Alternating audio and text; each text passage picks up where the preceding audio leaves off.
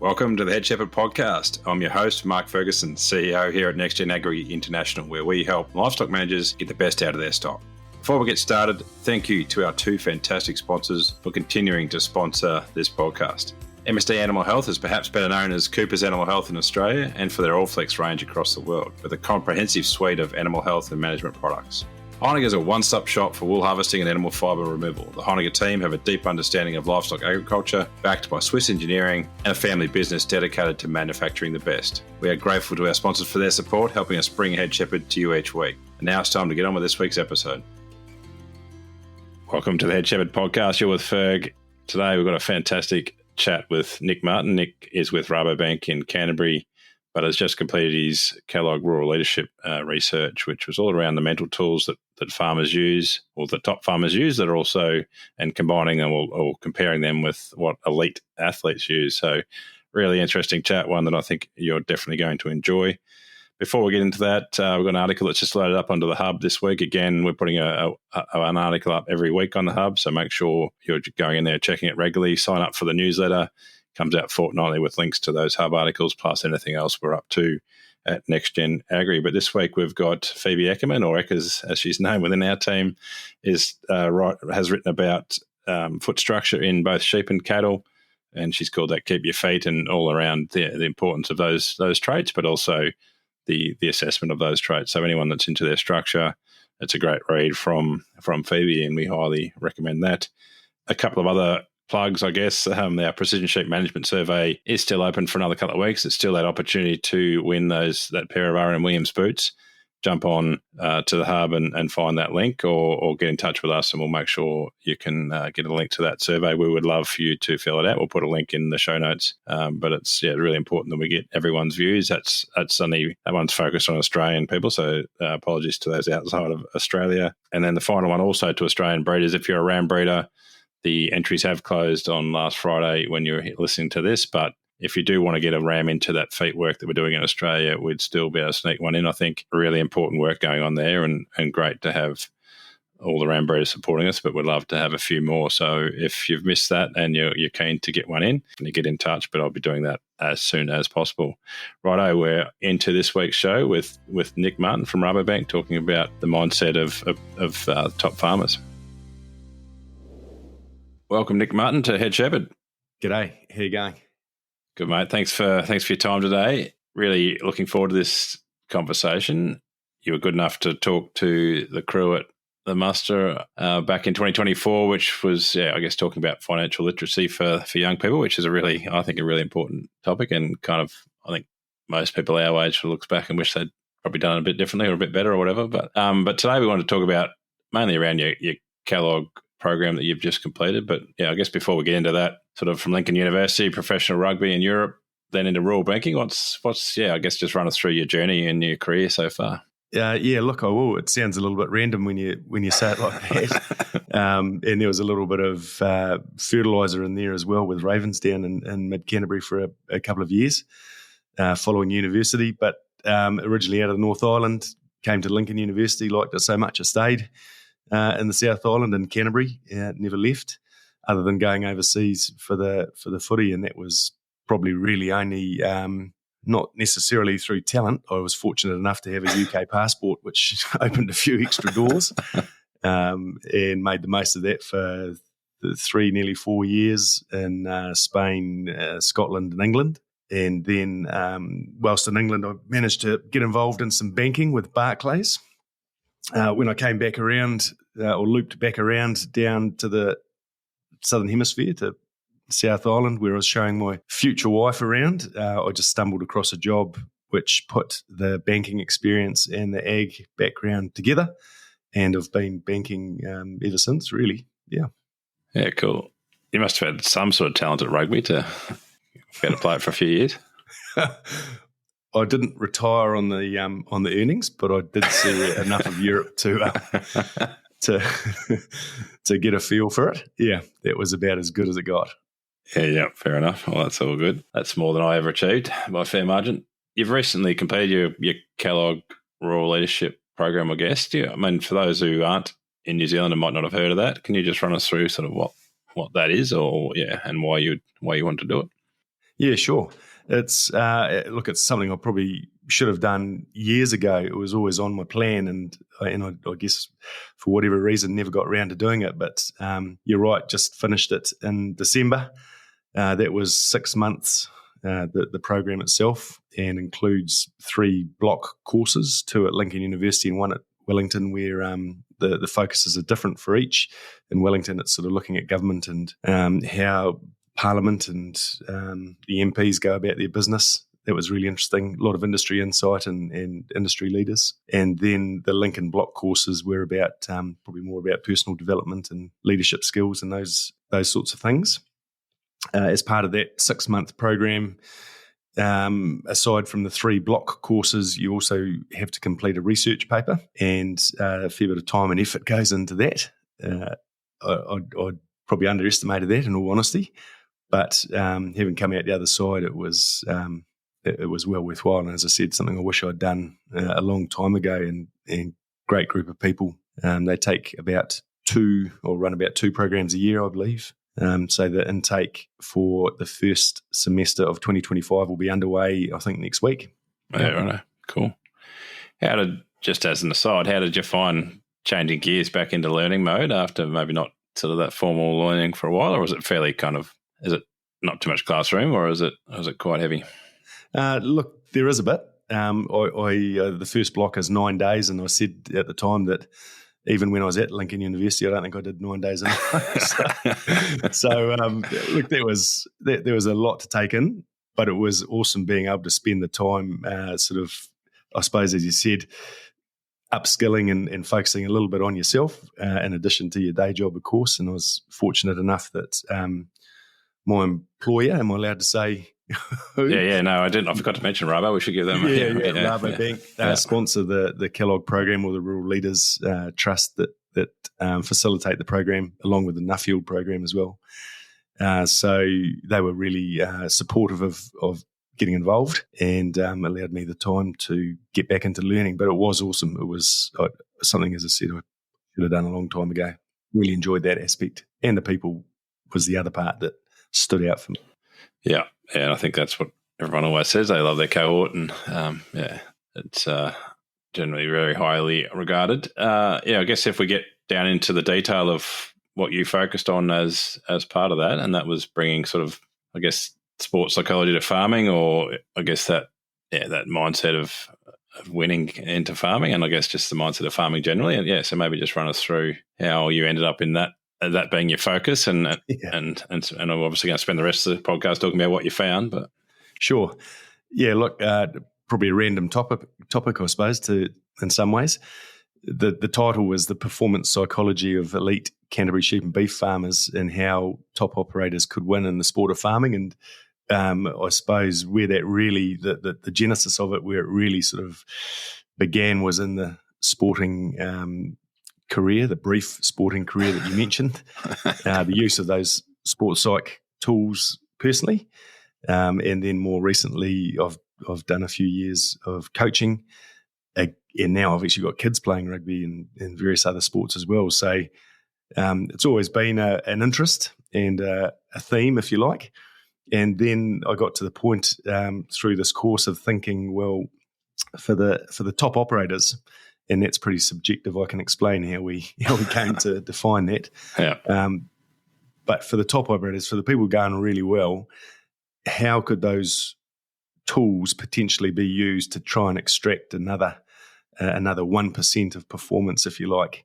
What that assumes, of course, is that the basics are being done really well. So the foundational stuff, and 99% of the job is bang on. But if you're looking for just a little bit more, the sort of 1%ers, or the fine margins that elite athletes talk about, I wondered whether the sports psych tools might have some relevance. And so I dug into that. Really, that's how it came about. Yeah, cool. And I've sort of, well, for a variety of reasons, but I've been within our hub, I've been talking about the 0.01%ers, because I think 1%ers are quite big, but there's lots of tiny things that sort of add up to, we've got a fire alarm. You're not going to believe it. Well, I'm going to let you go, mate. Well, yeah. Fire alarm. Well, maybe. Yeah. Did you get all that?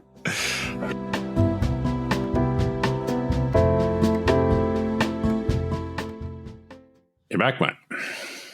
Just a random fire alarm. Yeah, there we go. Yeah. It was, as I suppose they are, completely unscheduled and unknown. As I have to be, Yeah. Sorry about that. No, you're all right, man. No worries. For those who missed it, we've just had a fire alarm split this interview up, but we're back on, and so that's the joy of recording a podcast. You're never sure what's going to happen next. That might make the blooper roll if we're lucky. The last podcast we had this a fairly significant blooper and sharing sheet with me and gloves, but anyway, we're back on, and yeah, I guess continuing that chat, I guess from your research, the sort of were there specific mental tools that athletes might use that could be valuable for farmers when facing high pressure situations, which is almost every day on a farm? Yeah, that's right. It was not even necessarily high pressure. As I said, the topic was sort of about how the best get better, and perhaps a little more context, I suppose. A great example at the Paris Olympics recently, and Lisa Carrington, who went to those Olympics with 5 Olympic gold medals, but somehow she managed to get another 3, which sort of makes her pretty legendary, really, in a global sense. And so that those 1%ers that we were talking about and the cumulative effect of them, I guess, was part of the reason why I dug into this topic and trying to uncover how to get that extra gold medal, if it is, in a farming sense. So the tools that I identified, which in this paper really was probably about bringing together a whole lot of them as opposed to trying to uncover or discover new ones. They're all pretty well known, but it's more a case of trying to bring them together into some sort of structure that might make sense for a farmer. And so I broke that down into how you might prepare for an activity or an event or a task, what you might do whilst you're in it, so to speak, or during, and then obviously afterwards in reflecting, and just tried to pick apart what the key tools were that could be used in those situations. And when you're starting out, I suppose the first thing that really appeared to be most relevant was the growth mindset work that Carol Dweck started, and there's a great book by her called Mindset and a TED Talk that's been seen about 12 million times now, I think. Which is really just about how prepared you are to consider new things and try new stuff. So that's a great starting point, and the tools are explained in a little bit more detail, and there's a fair bit of science behind them, but that's the high level starting point before the activity or event or task begins is how you approach it, how willing you are. And then the Stockdale paradox is another interesting concept, which is really about grasping reality. And Admiral Jim Stockdale, so the story goes, led a group of prisoners through the Hanoi Hilton in the Vietnam War and was recognised afterwards. He was able to maintain a degree of optimism even though there was a fair bit of adversity. And again, if you put that in a farming context, a drought would be a good one, and we've had one of them in Canterbury and Marlborough recently.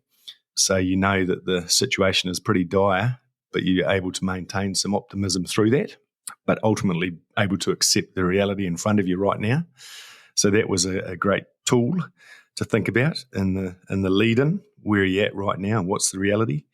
The next one was circles of influence, and I think we've probably all heard the phrase controlling the controllables. It's sort of a diagrammatic illustration of that, where you're able to identify the things that you can control within the circle around you. There's a bigger circle just outside that, which is the circles of influence, the things you can just manipulate a little. And then it is an even bigger circle outside of that, which is the things that are just way beyond your control. And in that drought example, clearly that would be the weather. Then even things as simple as music. Music, there's a lot of science in behind that, how you use music to change your mood. If you're feeling a little bit a little bit rubbish and you turn on your favourite tune on the truck radio, that can go a long way, and that's actually got some scientific evidence that supports the physiological and psychological changes you feel as a result of listening to a bit of Luke Combs or whoever it is. Visualisation and imagery, again, that's in fact came up through the elite athletes that I interviewed as part of the paper pretty regularly.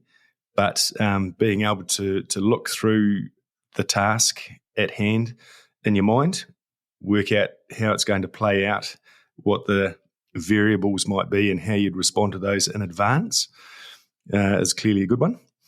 And then there was another interesting concept or tool around arousal regulation, so how fired up you get or need to be in order to complete a task successfully.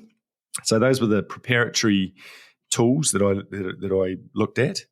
And then during the actual activities themselves, or the tasks, if you like, the job, things like breathing, and again, none of this will be new, but putting them all together and being able to choose from this selection of tools, I think was the purpose of the paper. But breathing, and particularly box breathing, is a tool worthwhile considering when you're in an activity in a high pressure situation. You need to just step back from that and take the time to oxygenate the brain. I can hear listeners asking what's box breathing, so I should ask that question. Yeah, look, it's actually explained in more detail in the Rural Support Trust book, Getting Through, but it's just about, I think the origins actually were military, but it's about drawing your breath in really slowly over 2 seconds, the count of 4, I think it is, holding it for 4, releasing it over the count of 4, and then taking another breath in over 4, doing that a number of times, and being able to effectively reset yourself, which is the next tool. And there's a bit of sporting context in this one, the redhead, bluehead scenario, which is or originated from the All Blacks, actually, when they choked in the 2007 Rugby World Cup in the quarter-final against France. They quickly realised that they weren't able to cope with the pressure of that situation, and we can get to the diagnostics of that later. But what they worked out was that they had to somehow be able to move from a state of sort of absolute chaos, if you like, to a redhead, to a more clearer blue head where you can make informed and better decisions. The trick was being able to recognise and switch between those two states. Another tool for during an activity or event is the self-talk. And again, that came up a lot with the elite athletes I interviewed. That was really about either being motivational or instructional. So, yeah, I've got this, I can do it. Or instructional as in keep your eye on the ball and, follow through if you're in the middle of a golf swing. Yeah. And then after the activity, it was really about recovery, then taking the time to reflect and evaluate, and also recognising that there will be some incentive or reward or recognition that might motivate an individual, not necessarily with the humble Kiwi or Aussie farmer. Doesn't tend to be the case, but certainly for an athlete that has a bearing. So those were the tools pre, during, and post. And then I suppose if you ask yourself at the end of that task or day or season, what went well and what didn't go well, and how do you know? There was a couple of other useful tools that I found. One, particularly in the determining what's gone wrong part, which was a performance triangle. And if you can imagine the triangle itself with mindset at the top of it, and then the other 2 lower corners of the triangle have got the system and the skill set. And generally, when something's gone wrong, you can attribute it to one of those 3 things. So perhaps in a farming example, in fact, yesterday I was at my place, I had to kill a couple of sheep, chuck in the freezer, and my mindset was good. I knew I had the time to do it. No stress, no pressure. It's all good. Happy to get on and get it done. The skill set was good. So I've done it hundreds of times. Now I can do it. I can actually execute the task easy. But the system fell over. The yards were rubbish. The dogs were horrendous. Couldn't get them in anyway. And so out of those three factors, the system is what let me down. In the All Black example I used before in the quarterfinal of the World Cup in 2007, the mindset is what let them down. They didn't have the ability to cope. They had the skills, they had the system, they knew what the game plan was and how to go about it, but the mindset let them down. And the reason the mindset is at the top of the triangle is because generally if that's not right first, then there's no point starting. If you wake up big day weaning and you feel, like rubbish and just negative and generally crap and disinterested and not engaged, then it's probably going to be a pretty tough day for you before you even get started. Yeah. Another example, a farming example, might be if you are mustering stock off a hill, mindset's good, happy with the job and excited about it, good to go. Skill set's good, you can do it. Again, system might be the bit that lets you down. If, for example, the dogs are playing up again, and it all blows to bits. So you can apply that diagnostic tool to pretty much any situation where something goes wrong and identify generally one of those three things that's fallen over. The other one, when it goes really well, so the opposite, which a number of farmers actually mentioned in the interviews, was about a flow state. They described those days on the hill mustering where everything just flows beautifully and it goes perfectly. And again, there's a little bit of science behind that. And the thinking is that there's about 7 different factors that go into a flow state. So the day that you remember, and we have probably all had, where everything's just worked perfectly, you've loved it. Well, the 7 things that made that day up or that task up that went so well were things like being totally concentrated and focused on the task, having a sense of ecstasy almost about it. You got clarity, it's doable. You got serenity, it's timeless, so you don't feel rushed or pressured. And there's an intrinsic motivation to do it. When you got all those 3 things, those are the days that go really well when you have a flow state. And they're the ones, of course, that we tend to remember. So yeah, those were all the tools I identified pretty much. Excellent. Yeah, I think we can faintly remember flow state days, but we also strongly remember the days that one of the mindset, skill set, or system let us down. They tend to be etched in our memories pretty well. And I guess that is some of that mindset is about not letting those negative thoughts override the positives, which can be a major issue in humans generally. I guess you see lots of farming operations. You're a rural banker with Rabo. I guess when you were sort of identifying farms, you sort of touched on it before.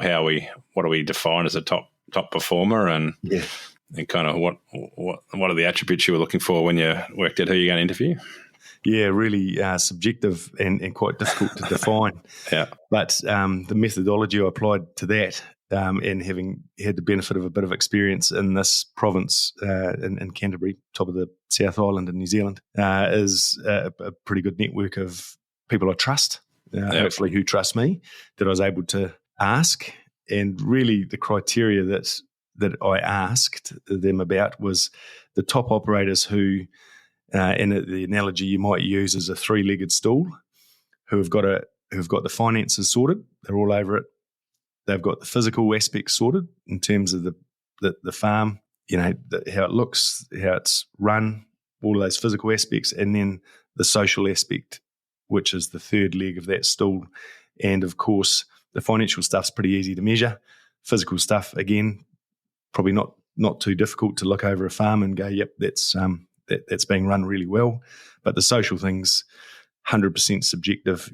How you contribute to the community or the industry. Are you helping out at the squash club, or are you doing anything for the school, whatever it might be? So what I looked for in those 3 factors that made up, or the 3 legs that made up the stool, was balance in them. And I asked the network of people that I've dealt with for years who they thought had those. And my theory was that if I asked enough people, the same names would keep reoccurring. And that's exactly what happened. So out of that, I was able to shortlist, I think there was 9 or 10 farmers whose names just kept popping up regardless of who I asked about those 3 factors. And they were the ones I interviewed. Yeah. And I guess the obvious question is, what made the 9? As in, was there any similarities, or are they like all from different backgrounds, different whatever, education, upbringing, opportunity? Is there anything that kind of set them apart, or really it was just the fact that they, for whatever reason, had it all together? Yeah. Look, absolutely. There were similarities, and it was limited to Canterbury. It was quite valid in that, one, I was able to get the names and I sort of knew some of them, so that was good, validated that. But also the other aspect was that in Canterbury and Marlborough, we'd just been through that drought. So the theory was, again, that top operators would probably be able to handle that adversity pretty well. The guys I interviewed, and it was mainly guys, but no disrespect to the ladies out there running farms, some really capable ladies too, were able to handle that situation probably more comfortably, perhaps, than others. Yeah. Look, the scale of the operations wasn't a definition of success, and if you refer back to those 3 legs, I suppose you could go, well, there's a farm there that's making heaps of money. That's great, but the stock looked terrible. So in a physical sense, or in a financial sense, performing really well. Physical sense, maybe not so much. Socially, they might have 3 ex-wives or 3 ex-husbands and kids that don't want to come home for Christmas for lunch. So are they successful? Well, probably not. Yeah. The similarities and the balance across those 3 were really what I was looking for and found in that group. Yeah. A couple of questions, and one is how you approach this chat with farmers. I mean, unless you've found a different Kiwi farmer than I deal with, they're not big on talking about their emotions and feelings and talking about personal aspects, and so everyone's happy to talk about their lambing percentages or how many. But when you start talking about some of the questions you would have been asking him, I guess I'm intrigued to know how you broke down those barriers to start with. Yeah, that was really interesting, and it was actually really refreshing going into those meetings or discussions not as a bank manager. Yeah, you're right. You typically would. Long list of questions you got to ask and things you got to look at and numbers you got to dive into. But it wasn't about banking. Wasn't about finances. Wasn't even really about farming in some ways. Yeah. And it was actually really, really refreshing and really insightful.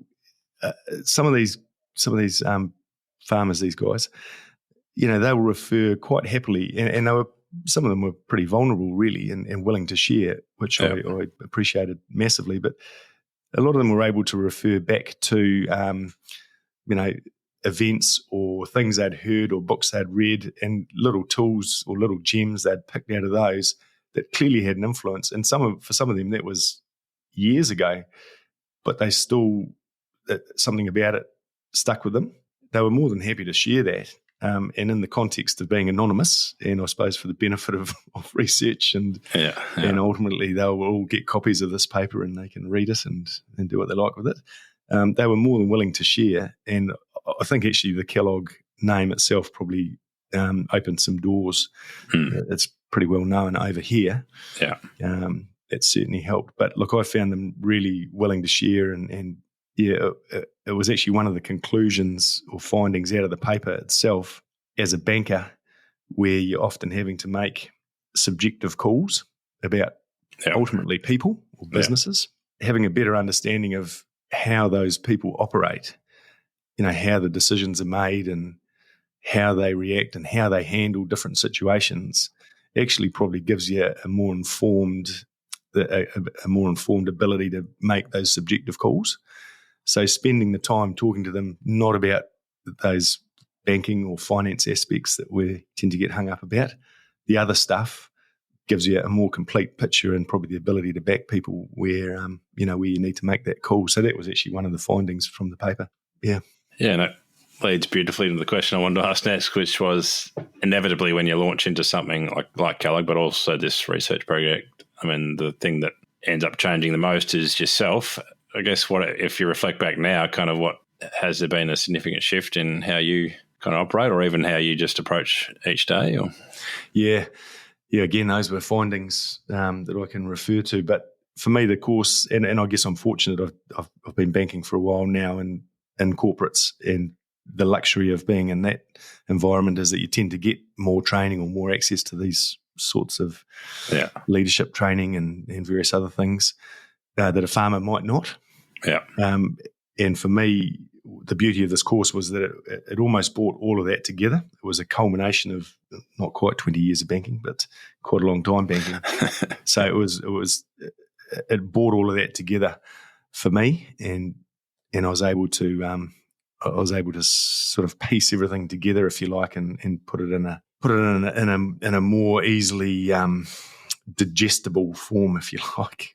Yeah. But out of that, in terms of what's changed, a couple of things, and it was findings for me and for farmers was, and elite athletes do a lot of it, use performance journals. So I'm not suggesting you need to rush out and buy a diary and start scribbling down your thoughts and feelings, but certainly taking the time at the end of the day to reflect and go, well, scale of 1 to 5, how did today go?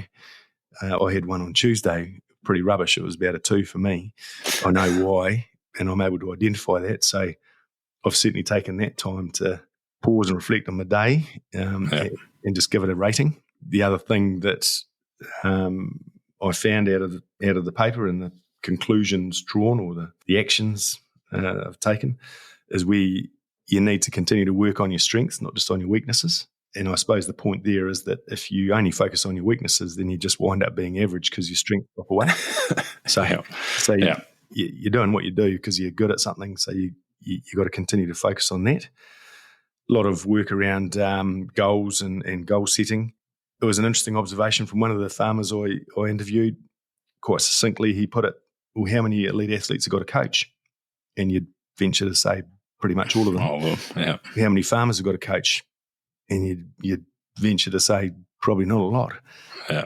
And even since then, discussions with some farmers since, and some of the sports psychologists I actually interviewed are doing work with farmers around the mental skills needed, nothing to do with farming. So that was one of the insights or recommendations that came out of it that, again, I'm sort of using or applying personally, is the ability to talk to and use those sorts of people. Yeah, they were the sort of key ones. Yeah, cool. I guess if you are a farmer sitting there, and there'll be hopefully a couple of thousand of them listening away, sort of wondering where they make a start, I guess, have you got any ways that you would suggest they begin on this journey of sort of improving their mental performance or getting themselves mentally prepared for the job at hand?